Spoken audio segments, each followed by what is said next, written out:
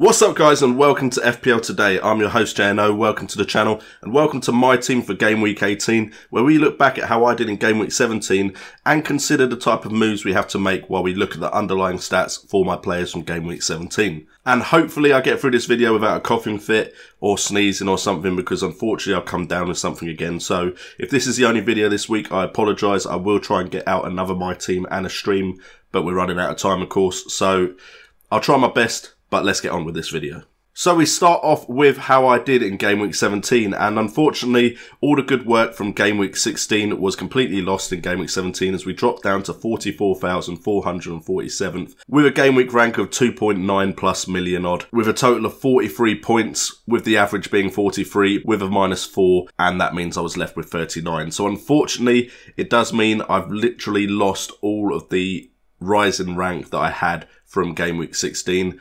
But I am quite happy with how my side shapes up moving forward. On the plus side though, I did get through in the FPL Cup because my opponent got 35 points to my 39, so I will now be moving on into the FPL Cup into Game Week 18, and as I said, I quite like the way my team lines up now, so fingers crossed we should still be doing okay. As you can see from my actual team, Felipe Anderson has been a godsend since he's come into my side, still performing, still getting returns. It is only 6 points, but it is some points in a game week where I really needed it. Leroy Sane, another transfer in that while he has had a game week where he got subbed off at half time, 10 points in this game week, 2 assists, which would have been even better if Raheem Sterling hadn't come on and scored for me personally, but Sane still covering Sterling's points, which is the reason I brought him in, because I wanted that cover for Sterling. And then we have Raul Jimenez also getting 9 points as well. Jimenez doing very well at Wolves. There is a bit of a worry during the January transfer window, they may look for another striker, but right now for the Christmas period I'm very happy with Raul Jimenez. And then unfortunately we did have 12 points on the bench with Bennett and Wan-Bissaka both picking up clean sheets, while Alonso and Schindler did not. But Doherty, clean sheet on a game week where he didn't actually score a goal or get an assist. So we had some decent performances, but then a lot of unfortunate performances, and Callum Wilson only playing 30 odd minutes. Heung-min Son only playing a limited amount of minutes as well, with only 1 point returns.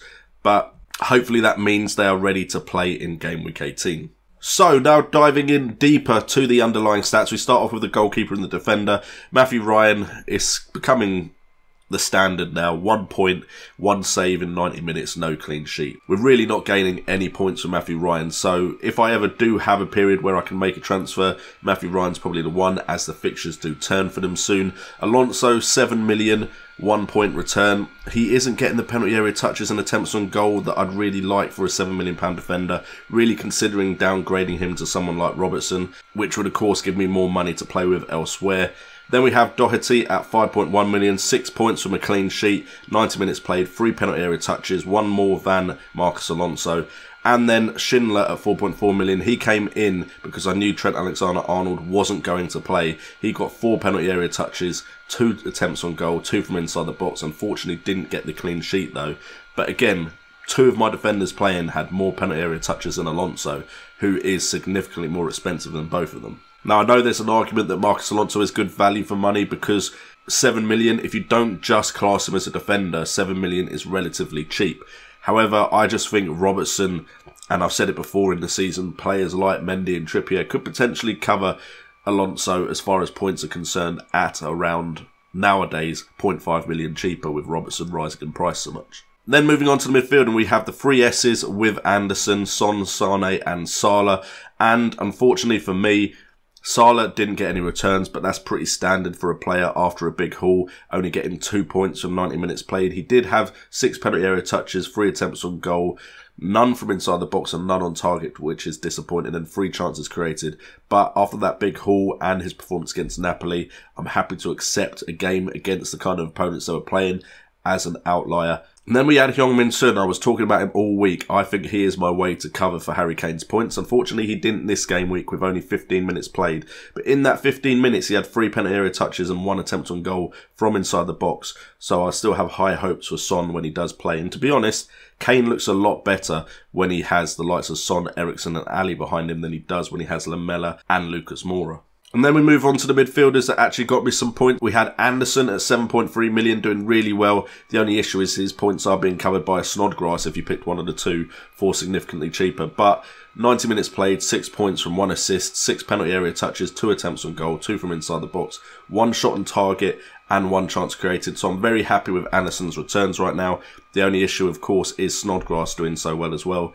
Potentially Snodgrass could come in for Fraser for a period of games, and I don't think many people were thinking a double up on West Ham was a good move, but they started to really look good, especially against the teams outside of the top 6. While their fixtures are so good, it might be time to take advantage of that. And then we have Leroy Sane at 9.6 million. He got 10 points from 65 minutes played. Unfortunately, he got substituted off, but I believe that's his minutes being managed, so hopefully he will start again in the following game weeks. 2 assists, 2 bonus points, 5 penalty area touches, only 1 attempt on goal, which was from inside the box, but 3 chances created, 2 of them big chances. So I'm very hopeful for Leroy Sane moving forward.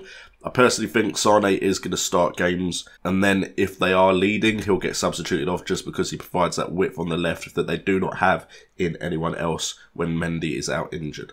And then we look at the forwards, and unfortunately, apart from Raul Jimenez, my forward line was very disappointing for game week 17. Aubameyang was my captain, 11.5 million, 2 points from 90 minutes played.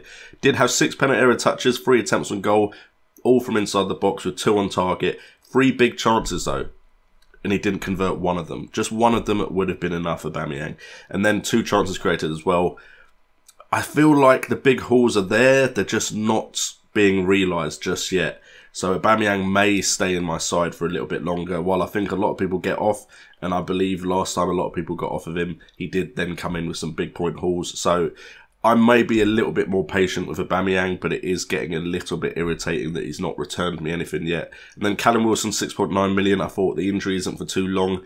They need him. Bournemouth need Callum Wilson leading the line, in my opinion. So I thought there was a chance he would play. Unfortunately for me, he did play for 32 minutes in a game where it was kind of over already. And in that 32 minutes, he got 1 penalty area touch, 1 attempt on goal, which was from inside the box, but wasn't on target. So that's very disappointing. Potentially, I could have just gone with a 5 at the back or 4 at the back and got more points. But hindsight is 2020, so we just got to be happy that Raul Jimenez actually did return 9 points from 88 minutes played, 1 goal, 3 bonus points, 4 penalty area touches, 3 attempts on goal, 2 from inside the box, 1 shot on target, which was the big chance that he converted.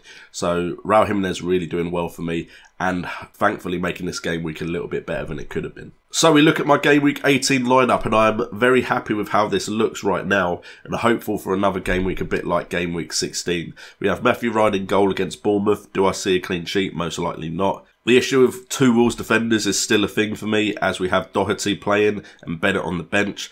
Do I think Liverpool won't score? Of course not. But Doherty is capable of getting some sort of return, so that is why he's there. Alonso versus Leicester. I'm looking to see what Alonso does in this game. Potentially a downgrade to Robertson is in the cards. Schindler against Southampton, hoping for a clean sheet. But of course, Southampton turned up against Arsenal, so I don't know what this Southampton side is going to be like moving forward.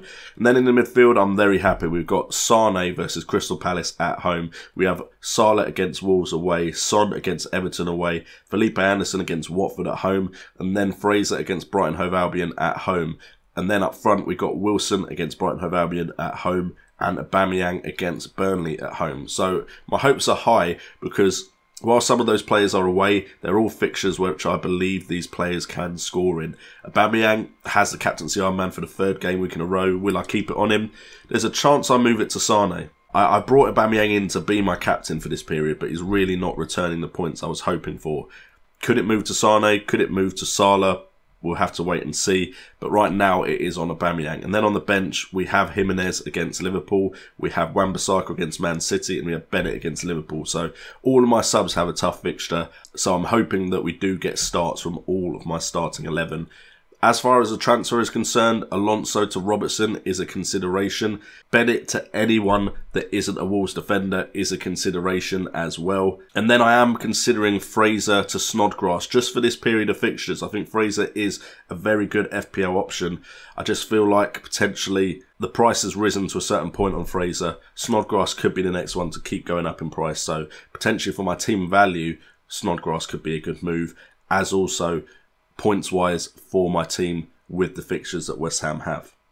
Anyway guys, hopefully that has given you an insight into my train of thoughts for Game Week 18 on my side. If it has helped you, make sure to hit that like button, make sure to subscribe to the channel if you are new, and hit that notification bell so you know when my videos go up and I'm going live. Thank you so much for your support this year. If for some reason I don't manage to get a video out for Game Week 19, it's been hugely appreciated, hitting over 10k, so thank you guys so much. Have a great Christmas as well if I don't get to wish you a Christmas for a Game Week 19 video. Hopefully you get everything you want and you get to spend lots of time with your family. And Christmas Day, maybe take one day off of FPL. Just the one. All that being said, I've been JNO, this has been FPL Today, and remember, it's all about the game.